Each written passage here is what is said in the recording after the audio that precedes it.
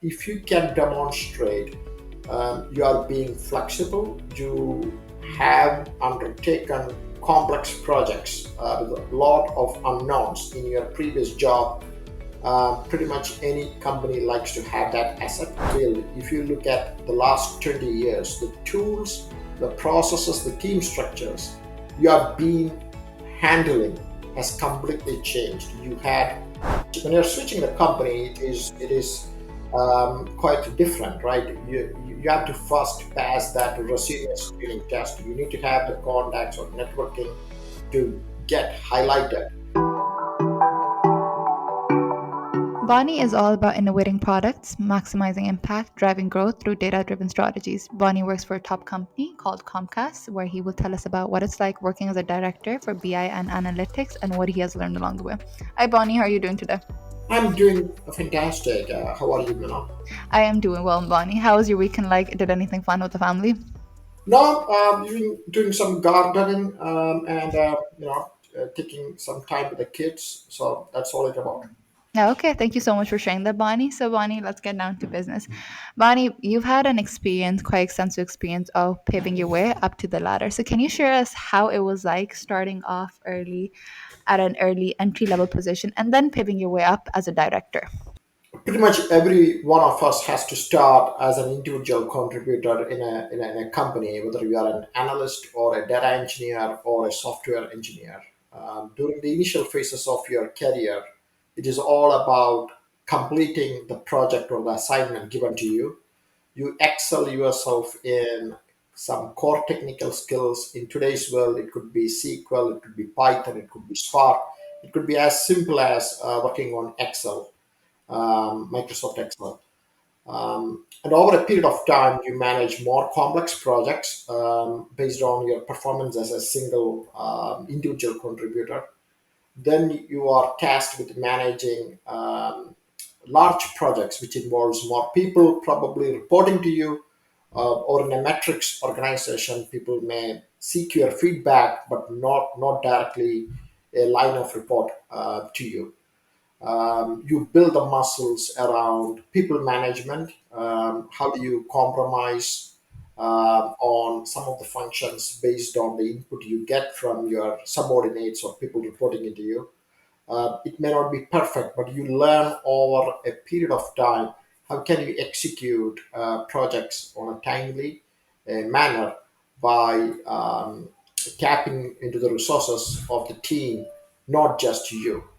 Um, and after a period of time, like you get the opportunity to lead people managers. That's a totally different leadership style. You're not only looking at or guiding people to do a job, but empowering them to get larger projects that are aligned with the company objective or the long-term strategy of the company. You are involved with budgeting, you are looking at 5 year roadmaps, you are looking at what's next disruptor for the company, part of some transformational projects. At each and every stage of this journey, it is very very important that you get the visibility at the right level of the company. The work you do is meaningful and has an impact either at the top, bottom, at a revenue level or at a profit margin level. So a lot of steps going on in the making of a leader or a leader in your company. Okay, no, thank you so much for sharing that. I think a follow up question for you would be: is it's one thing, Bonnie, to get promoted at a director level, but sometimes you're in a senior level position and you might feel like you want to change you want to change your current company and apply for a senior level position at another company. So how does one decide that okay, it's time for me to apply for a position that would be a higher title? How does that happen? So the best way for climbing your career is through the organic approach, right? You know your manager, you know your supervisors. The company really has a clear handle on what the value this resource provides to the organization. But when you're switching the company, it is quite different, right? You have to first pass that resume screening test. You need to have the contacts or networking to get highlighted. The senior director or a director at a company A may be quite different from company B. There are directors who manage hundreds of people in a service oriented company. But when you're looking at a product company, you can have a director with a very minimal level of people reporting into you. So all these things matter. Just because you're a director at company A doesn't necessarily qualify you to become a senior director or director at company B. It's all about the fit. It is also about the mindset you bring to that interview table or to that company, the growth mindset. No one in this industry knows everything. No one has the answers for all the problems faced by the business or facing by the business. But if you can demonstrate you are being flexible, you have undertaken complex projects with a lot of unknowns in your previous job. Pretty much any company likes to have that asset. You demonstrate that leadership experience in the past, it will translate to the new company or new opening.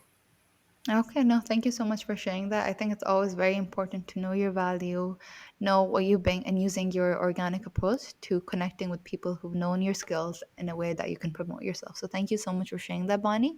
Bonnie, I think another question I have for you is one thing about technology is it's constantly changing. You always need to stay relevant, whether it's AI, whether it's data analytics. So, because you specialize specifically in data analytics, what are some of the things that you do in order to stay up to date with the recent and relevant technologies that are coming out? Yeah, this is one of the most fascinating times of anyone's tech career. I think this is a great opportunity with all the advancements of AI and large language models. All these things coming at this time, at this juncture, is very crucial for the technology domain at large.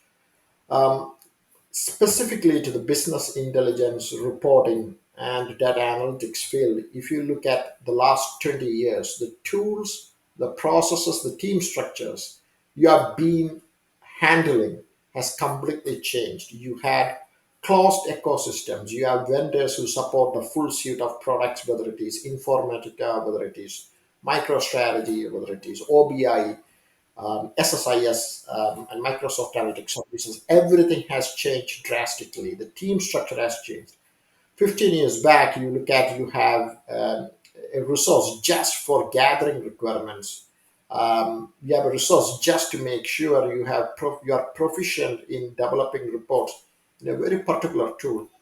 Today, the industry has changed quite drastically. You have pretty much a full stack engineer, full stack analytics engineer. You gather the requirement, you are very close to the business. At the same time, you know the tools and technology used for delivering that insights. You work with big data, you know all the skills to discover insights from that, profiling the data, whether it is through Spark, whether it is through SQL, whether it is through Python. It really doesn't matter. You have that full body of knowledge to work end to end. So one or two engineers, right, end to end engineers who can deliver insights bring a lot of value. And to do that, it is a continuous learning process, right?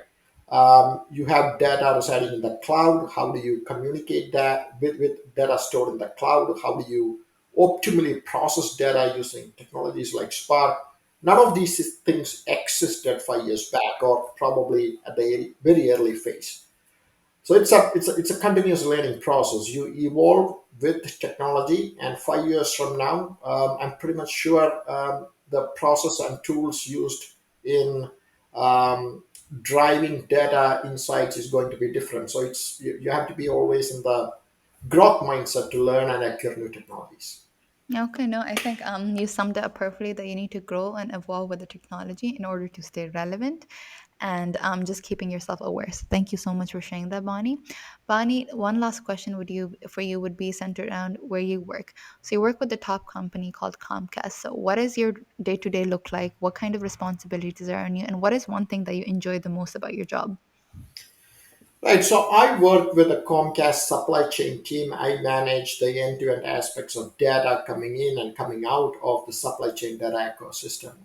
What does that mean? We manage over 700 retail stores. We have over 18,000 technicians.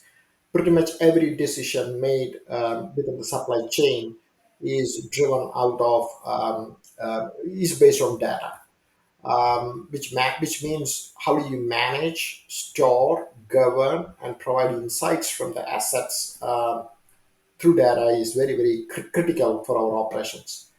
How my day to day looks like. This is quite large team. We have a 20-member team working in various aspects of the data. We have a scrum. We have a so making sure the team is structured to um, team is structured to govern by themselves rather than my inputs are required on a day to day. Develop leaders within the respective domains to support business directly without me directly getting involved. Making sure escalations are addressed on a timely manner. Making sure budget and roadmap are being aligned with company objectives. So leadership communications, visibility, all those things are part of my day to day responsibility. Oh wow, that sounds intensive, specifically because you are responsible for quite a large team. But it showcases how exemplary of a leader as you are because you don't micromanage. You allow people to grow, learn mistakes because you believe that they can do the work. So thank you so much for sharing that, Bonnie. Other than that, Bonnie, if there's one piece of advice that you might have for people who were recently laid off, what would it be based on your experiences and everything that you've learned along the way? Right. I think, first of all, Manal, thanks for this opportunity. Of course. It is very important that you give back to the community, right? You learn, no one can learn one tool or technology or one domain. It is a collective effort. You have to give back to the society. Um, Pretty much everyone at some point in their career need counsel, guidance, and you are doing a phenomenal job Thank you so much. doing all these interviews. Um, my advice or guidance for people who are searching for a job is to be flexible. Flexible means you probably may not look for one title. Probably you may not be able to bring in or directly apply all the learnings you have with the tool or technology. You might want to change that. It could be an analyst position while you are looking for an engineering position. That is okay. That's perfectly okay. You be in that job for 6 months, your technical expertise will come out, and someone will make a note of that, and you will get elevated. Likewise, for the engineering role, analyst role, it could be an engineering position.